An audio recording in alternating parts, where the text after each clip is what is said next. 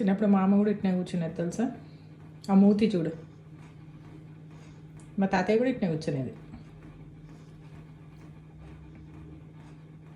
ఆ మూతి చూడు, మూతి చూడు, మూతి చూడు, మూతి చూడు. నేను తీసేస్తా కదా కన్నయ్య. అయిపోయిందా? ఇప్పుడు తిను కన్నయ్య.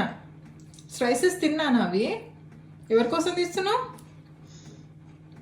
కన్నయ్య? అన్ని తీసి ఎందుకు అట్లా కింద పెడుతున్నావు? ఎవరి కోసం తీస్తున్నావు కన్నయ్య? అయ్యా వస్తలేదా?